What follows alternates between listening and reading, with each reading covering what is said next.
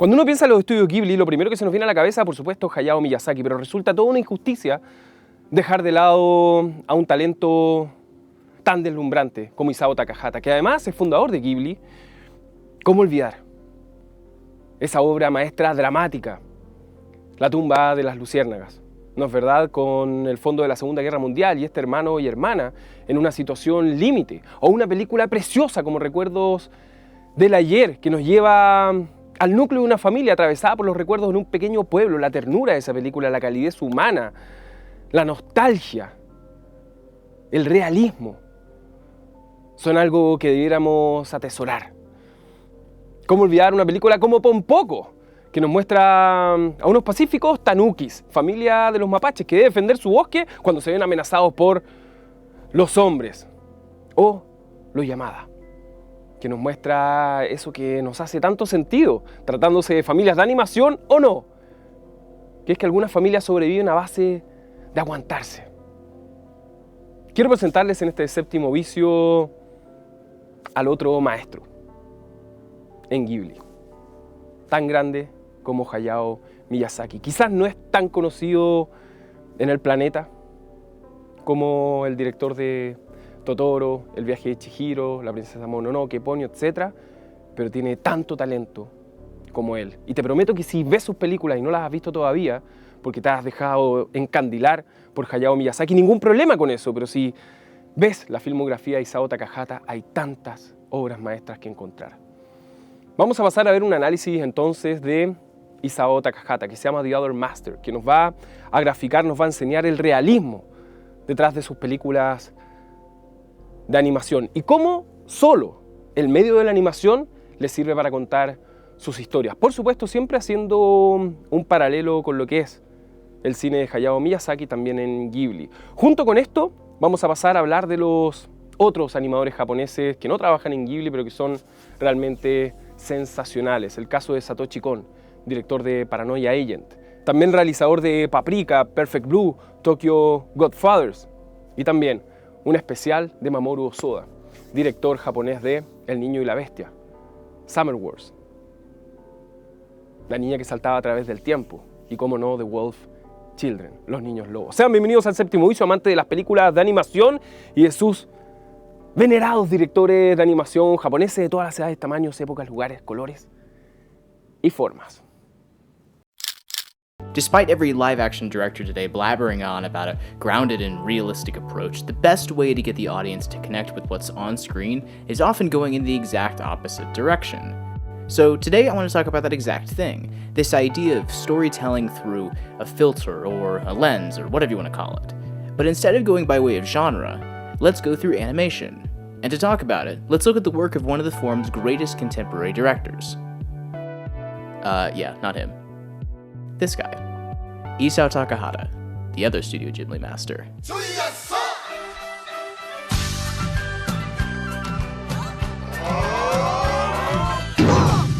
In a career spanning more than 50 years, he's directed 11 films and some of the most influential television series in all of Japanese animation, all of them both melancholic and lively, and almost always about the simple joys of family life. Noboru! There's a girl on the phone! What? Get out of here! But the most important thing about Takahata's work is that there's no real reason why any of his films need to be animated. Is this for real?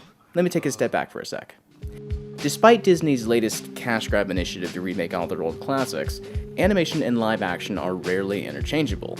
At their purest, both forms stand completely alone and simply can't operate in the other mold. Sometimes the translation can work out just fine, but, well, sometimes. Need I say any more? Alright, that was kinda cheap. But you get where I'm going. There are stories and styles that just simply need that lens of animation to work properly. And it's not just because animation offers a greater suspension of disbelief, it's because animation at its core doesn't and shouldn't adhere to anything resembling reality. This is why fantasy stories can work so well when animated. Just look at Miyazaki's work. Even if you could do this with actors and props and sets and globs of CGI vomit, why would you want to? Do you really want to see a live-action Totoro? That'd just be terrifying.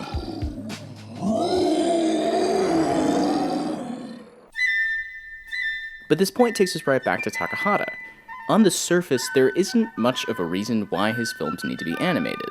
These are small stories about emotion and childhood and loneliness, all topics that have been well covered in live-action features. So what is it that Takahata is doing that you can't do anywhere else? For one, character design. It is true that one of the things that Disney and the early American animators discovered was that in order to sell personality with cartoon characters, you had to find attributes that they had and exaggerate them. You didn't want to just make cartoons of people who looked like regular people. It's in that very exaggeration that you find, whatever you want to call it, truth or reality. So then, if your character is naturally angry, how can you show that in the way that they're drawn? How about if they're slimy, or innocent, or sly? This isn't a principle at all unique to Takahata, but what is unique is that his characters get progressively more expressive and even cartoony with each film. But as unconventional as his worlds may get, and I'm going to come back to that point in a second, there always remains a steady sense of weight, of heft. It's this idea about there being realism in the micro. Everyday simple actions are often the absolute hardest activities for animators to capture just right, and when they do get them just right, they're practically invisible. This is one of my favorite things about animation. There's nothing special about seeing these tiny little mundane things in live action, but there's honestly something kind of genuinely profound about seeing them in a different form, through a different lens. Especially people cutting fruit. I can't stress that enough. この日高畑はあるカットの動きが気になっていた。そうですよね。もしこれを切る場合でもこうは切らないよね。必ずやっぱこう当ててから切るよね。それも失敗してるからね。そう。今度は失敗しないように絶対に扱いしたいと思う。いつの時だろうなと。周りの方に切りが難しいんですよ。豆腐みたいなんですよ。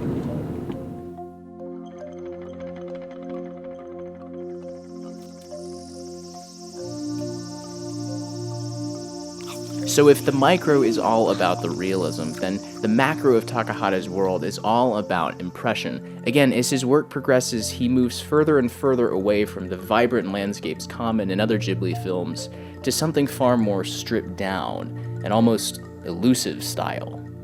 In his film Only Yesterday, there are two separate stories going on at the same time. The first follows our main character Taiko in the crisp, clean, well-polished present day.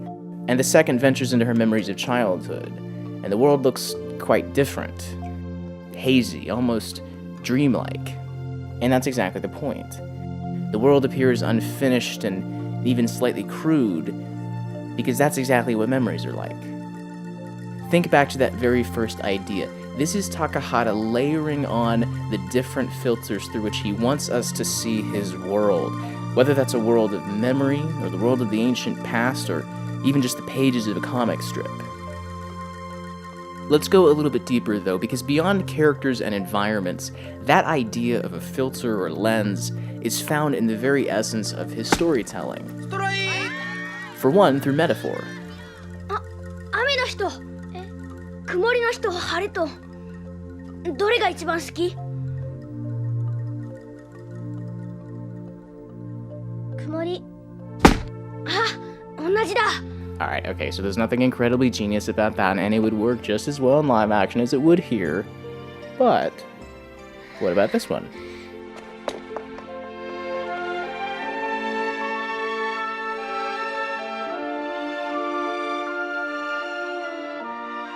Wouldn't work quite as well, don't you think? In the same way that a character's design can emulate their emotional core, and a minimalist environment can evoke imagination, this kind of amplified storytelling is the translation of something conceptual into something purely visual. Again, at its simplest, they're metaphorical. So the trials of marriage may look something like this.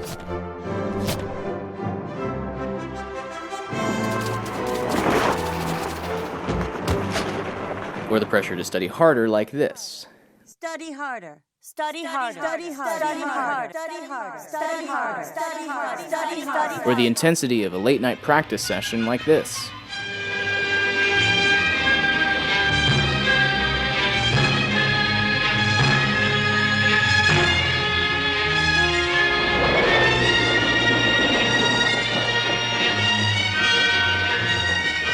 But this style of Takahata's often bleeds into something far less formal and literal and into something much more fantastical.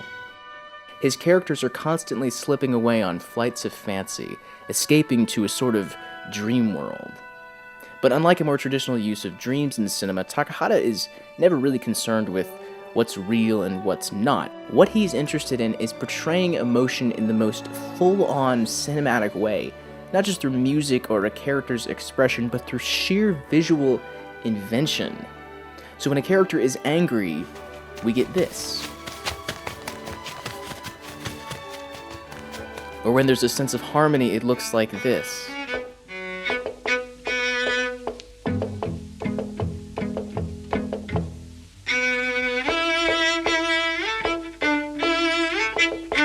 Or when they're in love, this.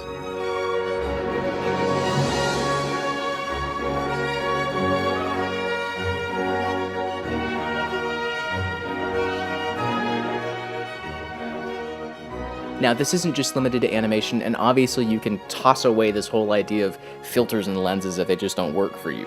Not every movie needs them, but it is basic storytelling. Sometimes the straightest line to whatever it is that you want to talk about is through something else. And if you can turn that into something visual, well, that's cinema. And on that note, let me revise one of my opening statements. The most important thing about Isao Takahata's work is not the fact that it doesn't need to be animated. It's precisely the fact that it is. Because how else would you tell these stories?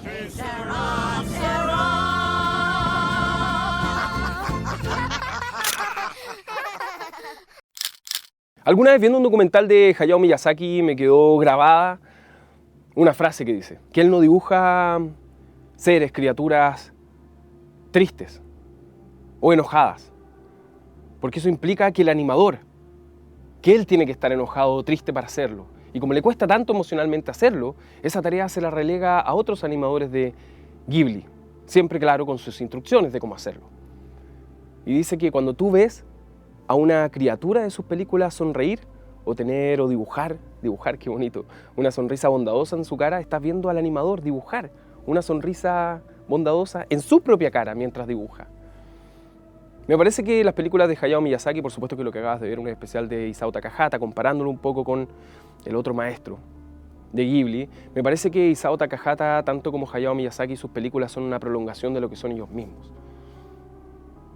Ahora seguimos avanzando con más especiales en el séptimo VICIO, en este caso otro director de animación japonesa realmente deslumbrante, me refiero a Satoshi Kon, director de Perfect Blue, Paprika, Paranoia Agent, entre algunas películas suyas que me gustaría recomendarte. Paranoia Agent es una serie. Lo que sigue, este análisis se llama Editando el espacio-tiempo. Hi, my name is Tony and this is Every Frame a Painting. Today I'm going to talk about one of the greats of the last 20 years, the Japanese filmmaker Satoshi Kon. Even if you don't know his work, you have certainly seen some of his images. He is an acknowledged influence on both Darren Aronofsky and Christopher Nolan, and he has a fan base that includes just about everyone who loves animation. In one decade, he made 4 feature films and 1 TV series, all of them amazingly consistent, all of them about how modern people cope with living multiple lives. Private, public, off-screen, on-screen, waking, dreaming. If you've seen any of his work, you'll recognize this blurring of reality and fantasy.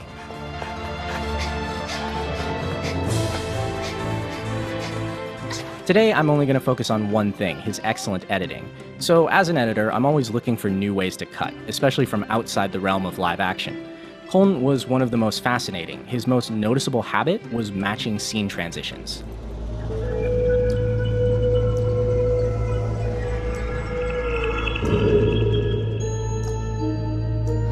I've mentioned before that Edgar Wright does this for visual comedy. Scott! What? It's part of a tradition that includes The Simpsons and Buster Keaton. Kon was different. His inspiration was the movie version of Slaughterhouse-Five, directed by George Roy Hill. I can always tell, you know, when you've been time tripping. This is more of a sci-fi tradition that also includes Philip K. Dick and Terry Gilliam.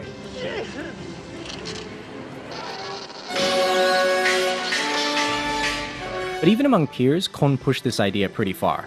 Slaughterhouse-Five has basically 3 types of scene transitions: a general match cut, an exact graphic match, and then intercutting two different time periods which mirror each other. Kon did all of these things, but he would also rewind the film, cross the line into a new scene, zoom out from a TV, use black frames to jump cut, use objects to wipe the frame, and I don't even know what to call this. To give you an idea of how dense this gets, the opening 4 minutes of Paprika has 5 dream sequences, and every single one of them is connected by a match cut. Scene number 6 is not connected by a match cut, but there is a graphic match within the scene. Just for comparison, the opening 15 minutes of Inception has 4 interconnected dreams. Number of match cuts? 1. What is the most resilient parasite? Cuts like this aren't uncommon, but they're definitely not something most filmmakers build a style out of. Usually you see them as one-off effects. 2 of the most famous examples... Oh, and this one, because it's amazing. Kon's work was about the interaction between dreams, memories, nightmares, movies, and life. The matching images were how he linked the different worlds. Sometimes he would stack transitions back to back, so you'd just be getting used to one scene before you got thrown into the next. All of this made him really surprising to watch. You could blink and miss that you're in a different scene. それは一枚の絵を描き、次のカットをイメージして描き進めていく方法。想像力を高め、すぐ後のシーンを考えるのだ。Even when he wasn't dealing with dreams, Kon was an unusual editor. He loved ellipses and would often just jump past parts of the scene. So you'd see a character look at a key, and you would expect her to take it in the shot, but that doesn't happen. The scene just moves on. Later on, in a different scene, or you'd see a man jumping out of a window and fade out. We then cut to a scene we didn't understand, reveal that this was a dream, back out, and then show the conclusion of the previous scene. Even things like murder, he would do the build-up and then cut away. But he would show us the gory result. I particularly love the way he handled character deaths. Here, an old man dies and the windmills of his hut stop. Then it turns out he's alive, so they start up again. When we finish the scene, the windmill shot doesn't repeat, but you'll notice that they aren't moving, implying that he is dead. Kon also had a habit of just starting scenes in close-up, and you'd have to figure out where you were as the scene went on. Every once in a while, he'd use an establishing shot, but then he would reveal it was actually a point of view. So without you noticing, he brought you into the character's world. He was constantly showing one image and then revealing that it wasn't what you thought it was. Your experience of space and time became subjective. He could also edit in ways that a lot of live-action filmmakers could not. During an interview, Kon said that he didn't want to direct live action because his editing was actually too fast. For example, this shot of the bag is only 6 frames. For a comparable moment in live action, that was 10 frames.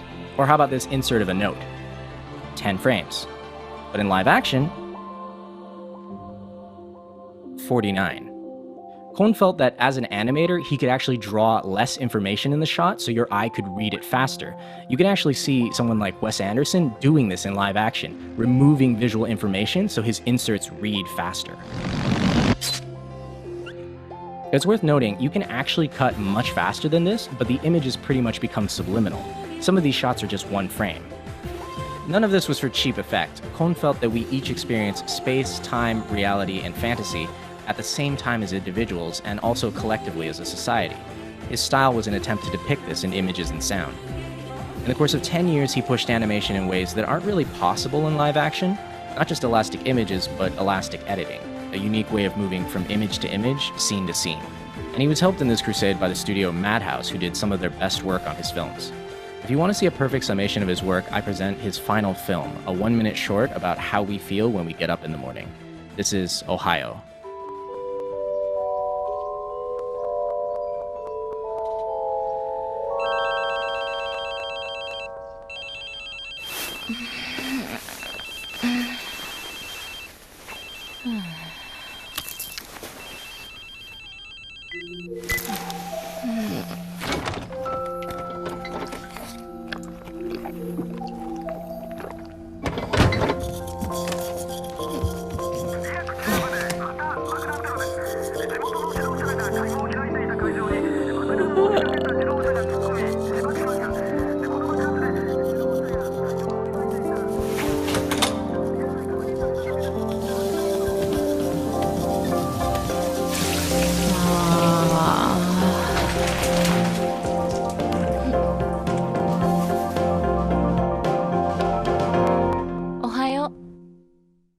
Farewell, Satoshi Kon.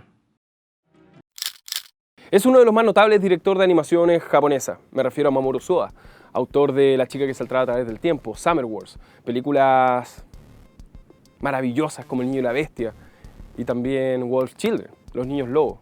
Estoy seguro que las has visto y has quedado encandilado, deslumbrado por este talento que para mí está encaminado a ser, bueno, odio un poco el término del nuevo Miyazaki, pero siento que hay mucho talento que ya no está a la sombra en Japón, a la sombra de Hayao Miyazaki, me explico. Y de eso se trata un poco este especial del séptimo vicio. Por eso pasamos de Isao Takahata a Satoshi Kon, aunque Satoshi Kon ya falleció. Cuántas obras maestras todavía tenía dentro, y sin embargo, miren las increíbles películas que hizo.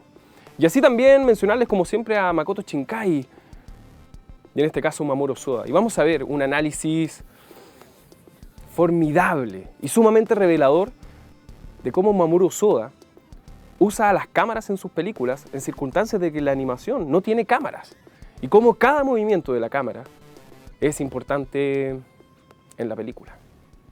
Mira.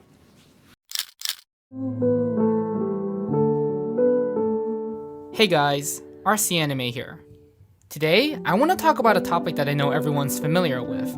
We've all seen it done countless times before, and it's something we probably don't pay much attention to because of that. Camera movement. One of the best ways to make a scene stand out is to have the camera move. It's an indispensable feature to filmmaking, and I don't think there's a single director who hasn't done it. Of course, we're talking about anime, so technically there is no camera. But for the sake of argument, let's just say there is, in order to understand how this technique works. Because, like anything else, it's important to know when and when not to use it. And when you do it, how and where are you moving the camera? And what does that movement have to do with the story? So I point us to one director who seems to have it all down for the most part. Mamoru Hosoda.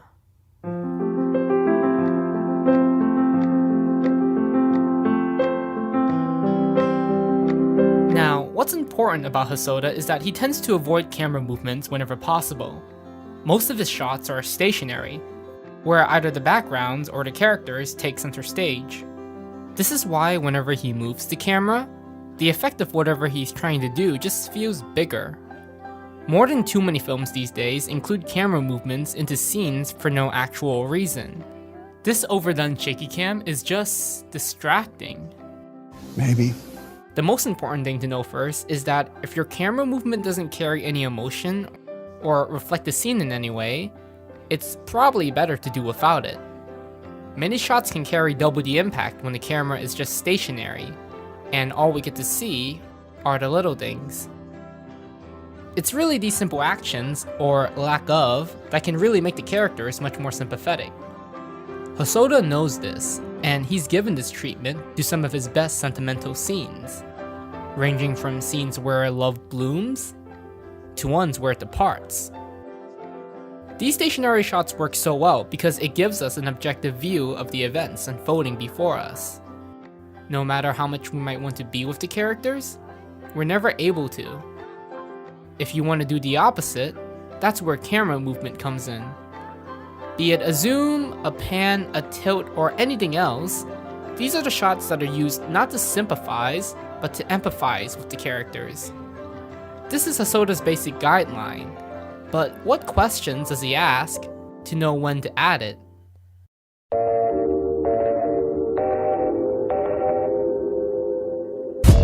For starters, how does the movement relate to the character? Let's be honest, stories are about characters. It doesn't matter if your character is a person or someone from Zootopia. The important thing is for a film to understand its characters and be aware of them. One of the best ways to do that is to mirror their emotions by moving the camera. The character can be frantic or quietly losing their composure.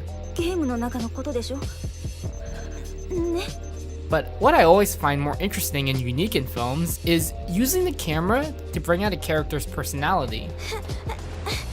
This shot alone lets us know exactly what kind of a person Makoto is.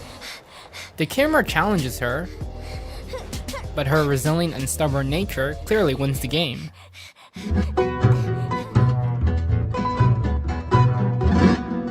Second is, how does the movement reflect the mood of a scene? The motive of any scene is to get the point across. There's always something there for the audience to emotionally react to. And camera movements are an easy way to convey different moods. You can have a slow foreboding zoom, track an early morning rush, follow a panicking POV, or deliver one of the greatest scenes of all time. This might be bold to say, but I think human emotion is universal. Certain shots tagged with certain contexts inherently carry specific pathos. お客さんにもその日本以外のお客さんにも何かこう伝わってくれるものがあると、それは僕らが日本で生きてるその、生きて感じてる気持ちっていうのが要は僕らだけのものじゃなくて、要するにその日本以外のあらゆる人たちに共通の気持ちみたいなものが、何かを信じられるきっかけに、なるんじゃないかっていう。One thing I love about films is that it doesn't matter if the film is from Argentina, Taiwan, or Hollywood. Filmmakers will always go back to specific techniques to channel specific feelings. And that brings us to the next question. If you're moving the camera, how are you doing it? When you want to give a scene a particular emotion, what you normally do is give the camera a particular movement. Lateral tracking shots are normally best for either conveying the sense of time passing, or to introduce a character into a scene more dramatically. And using it beyond its normal use can sometimes feel a bit awkward, and a little gimmicky almost. Remember, in film, the world is solely limited to what we see in the frame. Sure, there are things happening beyond it that can affect the story,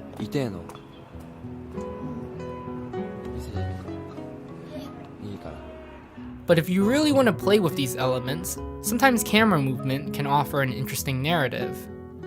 Which leads us to the final question. How does it play with the world?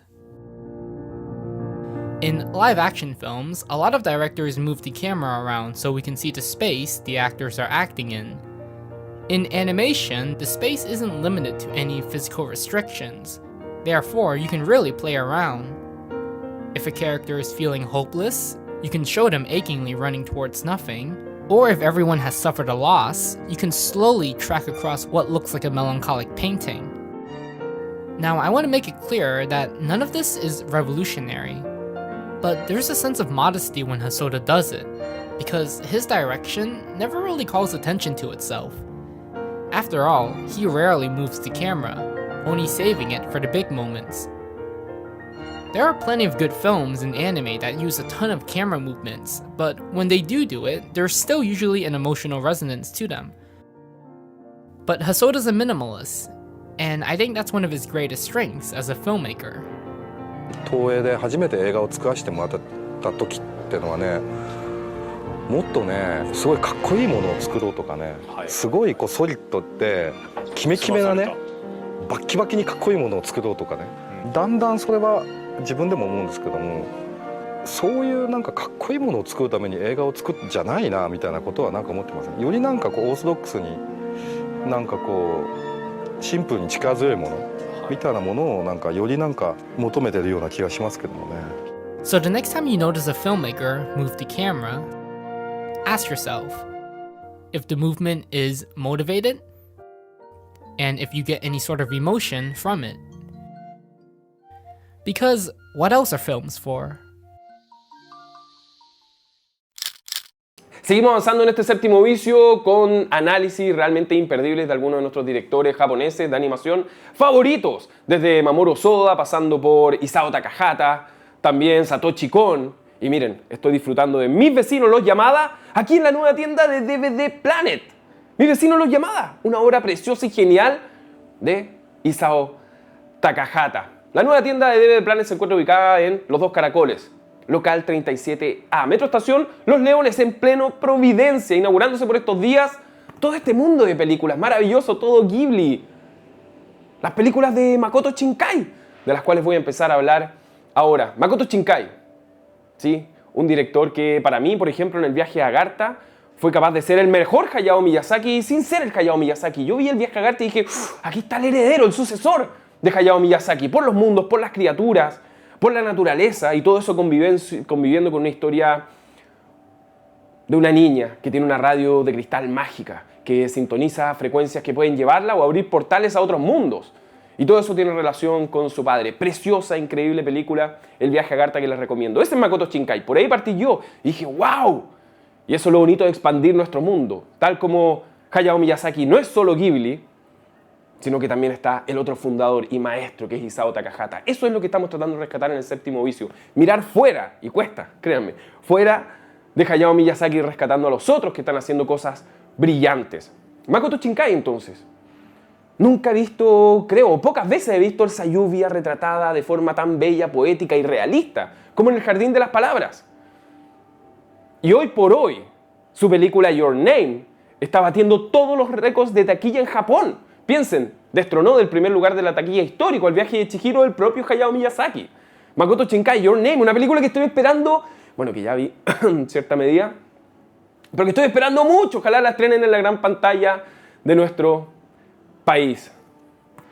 Mi vecino los llamaba. Este trazo, señores, eso que aprendimos en ese análisis de Isao Takahata, eso que nos cuenta con respecto a cómo sus personajes viven la emoción conforme cómo están dibujados, cómo es el estilo del dibujo. Entonces, cuando la princesa Kaguya corre un poco desolada, con angustia, con pena, rabia, el dibujo se va desdibujando y aparecen trazos más gruesos, crudos, sucios, y eso expresa su emoción. Entonces sí, te debe pasar lo mismo que a mí. Vemos películas de animación, las encontramos hermosas, con una imaginación desbordante, pero a veces me siento miope. Estos especiales que estamos mostrando en el séptimo vicio me enseñan tanto más a cómo están siendo realizadas y todo el trabajo y el significado que hay detrás. Hay mucho por descubrir. ¿No lo creen así? Entonces estamos repasando análisis que van desde Satoshi Kon, Mamoru Hosoda. El niño y la bestia también se encuentra disponible de forma exclusiva aquí en DVD Planet, una de las mejores películas del 2016, y qué bueno que Diamond Films la estrenó en la gran pantalla, ¿no lo creen así? Y ahora vamos a pasar justamente a ver cómo Makoto Shinkai retrata el tiempo en sus películas. Sí, es uno de los pocos directores que convierte al tiempo en protagonista de su historia, no solo por lo que significa para los personajes, sino que también por lo que significa para nosotros. Makoto Shinkai con Being Time. Y también, junto a eso, sus inspiraciones detrás del éxito de taquilla en estos momentos en Japón. Your Name. Y recuerden, DVD Planet tiene nueva tienda aquí, pleno Providencia, local 37A, 2 Caracoles, Metro Estación Los Leones. Todo el mundo de estos animadores fascinantes que te estamos presentando se encuentra aquí. Corre entonces, análisis imperdible, reportaje de Makoto Shinkai en tu programa de cine. Dije cine. En VIX. Hey guys, RC Anime here. Have you ever watched something and thought to yourself about the passage of time? The time it takes for a character to get over someone he loved, the time being cut forward by thousands of years, or the time a character has left before being able to complete the mission. 22 minutes to door knock. The countdown is not helping. Just saying. It's a very relative and essential factor to storytelling how much time has passed from the beginning of the story to the end of it, and how that is important to the narrative, the themes, and the characters. This doesn't have to be progressive either. For example, in the anime Humanity Has Declined, each arc moves backwards, meaning every arc is followed by one that explores prior events. As if the title suggests, we're digressing rather than moving forward. This much is easy, however. But what if you had two characters, both distantly apart, waiting to be with one another? How would you show that essence of waiting without letting the audience feel displaced from the story? After all, for the most part, time is an invisible entity, and all we can really see is the difference between then and now. So how does one convey time? Well, if you're Makoto Shinkai, maybe you'll put your character on a train. Now, while Makoto Shinkai is more famous for his animation, many people forget to recognize his other merits. No doubt his animation is one of the best among the craft, but Shinkai is one of the only few directors who focus his stories around the essence of time. For example, the first train sequence in 5 centimeters per second, where Takaki is on his way to meet Akari, the entire sequence lasts for 14 minutes long, taking up about 20% of the entire film's runtime. In this scene, we're given a very basic and simple scenario. Takaki has to meet up with Akari at 7 o'clock, but there's a snowstorm that delays his train. With Shinkai's use of incredibly slow pacing of Takaki's trip, intercut with quick flashbacks of his and Akari's past, we're given a comparison of what feels long, like a delayed train ride, to what feels fast, like a memory. Basically, for the entirety of this sequence, Takagi is growing with impatience and desperation, and the shots of clocks and use of railway announcements feeds his helplessness enough that by the end, even the audience can't help but feel restless. 実際に第1部で描いているのは高木が電車を乗り継いでひたすら明かりに会いに行くその電車、そうですね電車のスピードであったりとかあと高木が彼女に近づいていく物理的な心理的なスピードだけを1話では描いていて A great example of this form of filmmaking can be seen in this moment from another film, Nostalgia by Tarkovsky. Here we have a man trying to keep his candle lit as he makes his way across the space. This scene has no cuts, by the way. Every time he fails, he has to turn back and start from square one. And it's scenes like this where we are able to feel what the character feels. We're with him every step of the way in real time, so every time he fails, we feel the disappointment and pain along with him. But Shinkai doesn't only make use of dragging scenes. Rather, he's more common with ellipses. 5 centimeters per second is only an hour long, while the Garden of Words runtime is only 46 minutes. A lot of his films, for the most part, feel like cinematic summaries of a romance between two people whom in the end don't end up together. Garden of Words especially. However, I think Shinkai's best use of this method is in his short films rather than his feature lengths. For example, in Someone's Gaze, we watch the relationship of a father and his daughter, Aya, grow weaker as the daughter moves away and becomes occupied with her own life. The short film intercuts moments of Aya's childhood with the whole family together and happy, opposed to their current estranged status. And at the end of the film, we get the whole family back together, and the audience is left sympathetic for the characters. We don't need the story to be any longer than it already is, because a glimpse is all we need. Crossroads takes a different yet also similar approach with Shinkai's summarized narrative, and shows two different students both trying to apply to the same school, and their parallel attempts before they run into each other. It's an extremely quick commercial, just hitting 2 minutes long, but it's effective in what it wants to express. Two people with similar ambitions crossing paths. The rest of their story is up for us to decide. As a matter of fact, I personally think Makoto Shinkai's best works come from his short films, since most of his feature lengths can often get narratively repetitive and contain other certain flaws. And though Shinkai's use of intercutting the past along with the present and dragging sequences isn't really touching any new ground, he's perhaps the only director who builds his films around such methods for thematic purposes. And there's a subtlety to it too, as if each film is a diary entry of a fleeting encounter. So in the end, how do you convey time? Well, give yourself a character, give them an objective, and make a deadline. After that, play around with it until their time's up.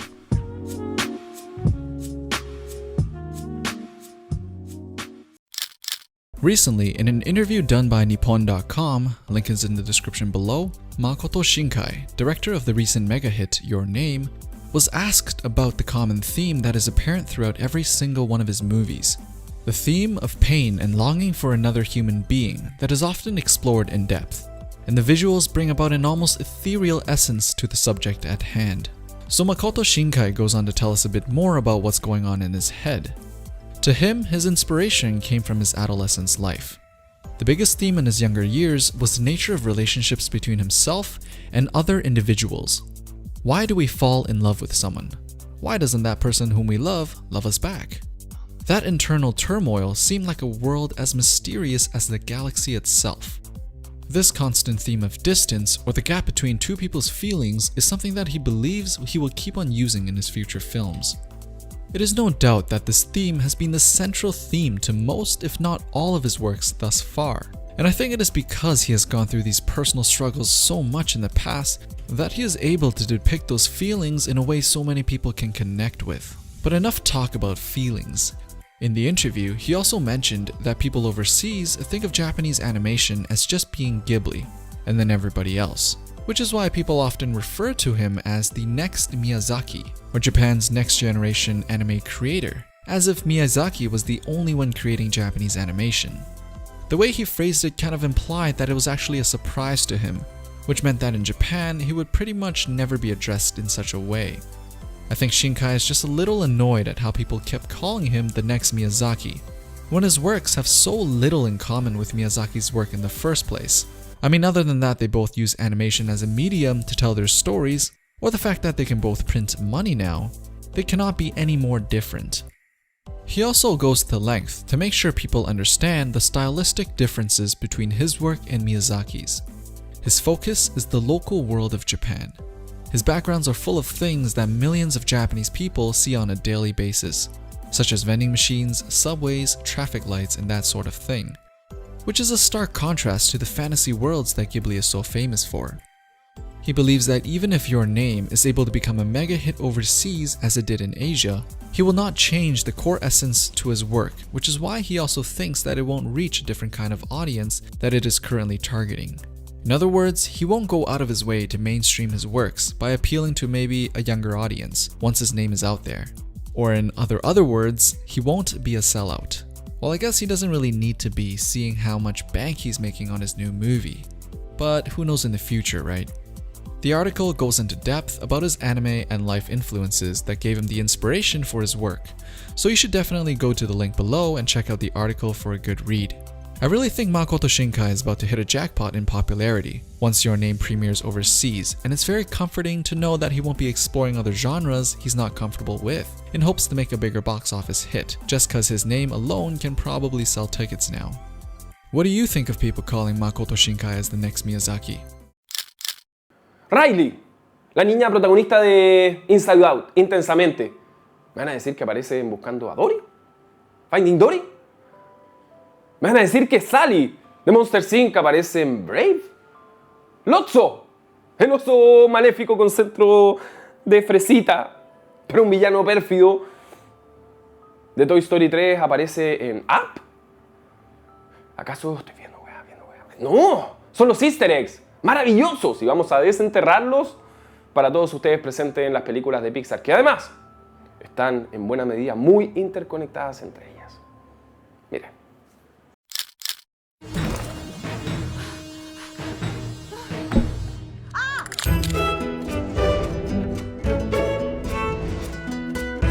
Oh, what about the time with the dinosaur? Oh, that's the the one.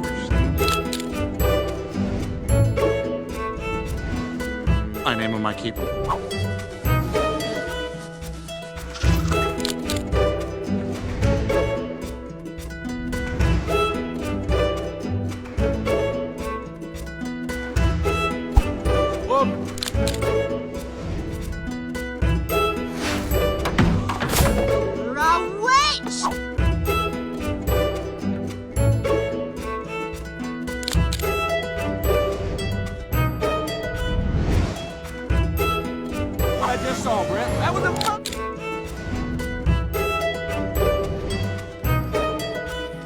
I thought I heard new voices.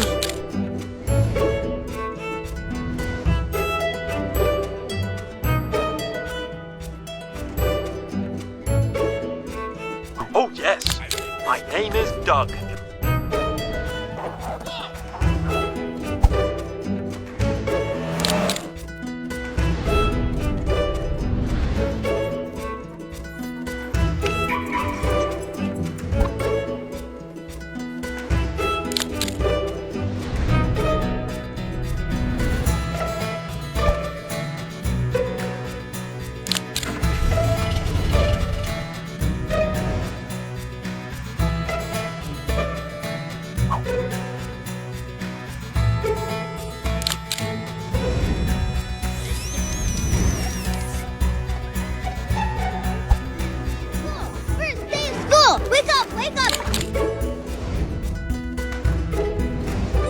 Well, that's very nice.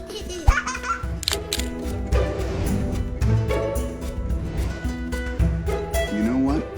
I'm actually excited about this. Come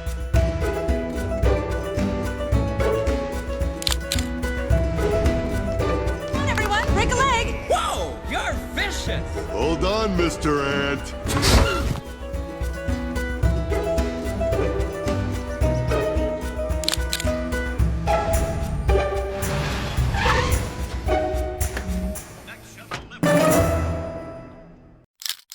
Ahora queremos pasar a mostrarte lo que vivieron los espectadores del séptimo vicio en la avant-premiere exclusiva de La La Land, que se estrena este 19 de enero. ¡Ojo! La misma fecha de cumpleaños de Damien Chazelle. Gentileza a la avant-premiere de BF Distribución. Lo que consiguen Emma Stone y Ryan Gosling, que es algo parecido a...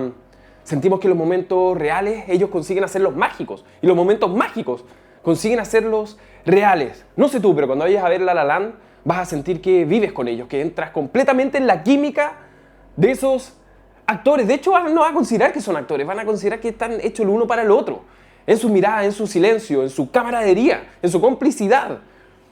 Sientes con ellos, cantas con ellos, bailas con ellos. Es una fábula romántica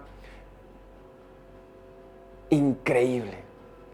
Cuando salgas del cine, vas a sentir que esta película desafió las gramáticas cinematográficas, las leyes de gravedad, porque vas a sentir que te enchufó algo parecido a una alegría, alguna nostalgia, alguna melancolía, y vas a salir del cine sintiendo que vas suspendido por sobre el aire. Vas a salir como flotando. Es que la película misma en algunos de sus momentos nos propone que el amor, el éxtasis, la pasión puede llevarte a bailar en un cielo estrellado. La película La La Land está llena en cada fotograma, en cada segundo de amor por el cine. Las películas con las cuales se crió y se enamoró de Damien Chazelle. La época dorada de musicales de Hollywood. George Cukor, Ha nacido una estrella. Jacques Demy, Los paraguas de Cherburgo, La señorita Roquefort, Melodía de Broadway de Vincent Minnelli, alusiones nostálgicas a Rebelde sin causa, con James Dean. Todo eso pasando al mismo tiempo y coqueteando con la historia del cine, recordándote por qué amamos esto.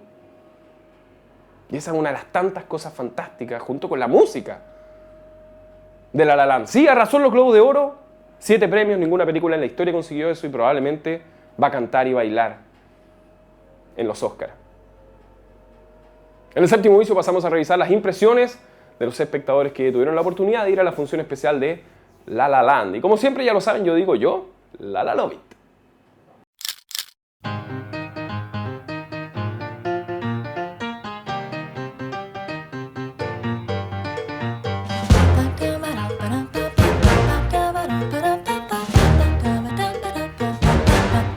Tengo demasiadas palabras y ninguna, es demasiado perfecta. Superó todas las expectativas. Como que reivindica un poco el tema musical de las películas musicales. Recrea mucho lo que es el espacio de Broadway, los grandes musicales de Broadway. Fue como un homenaje, creo yo, a la época clásica, digamos, los 50, 60.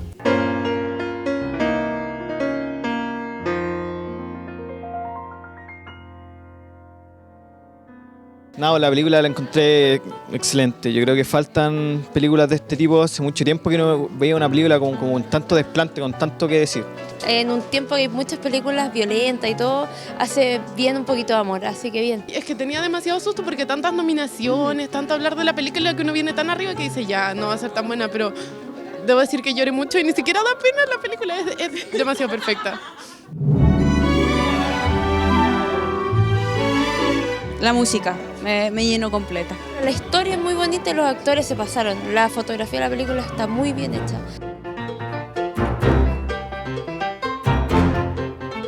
Las actuaciones de los dos cabros son espectaculares, ya lo habíamos visto anteriormente y nada, una película totalmente recomendable y hay que venir a verla al cine. Y desde el segundo uno la película comienza como a botarlo todo, como si como que no tiene un clímax. Toda la película es el clímax y la fotografía, los actores, la historia, el guión es todo demasiado bueno. El soundtrack, las canciones, cada una se une perfecto y aparte te llevan a ese final que te deja con el corazón ahí llenito. No salí del cine y estaba en mi Spotify así, por favor. Favorito. Una muy buena película, recomendable, sí, full recomendable. 100 veces, la recomiendo. Totalmente, tienen que venir a verla, no se la pierdan, La La Land.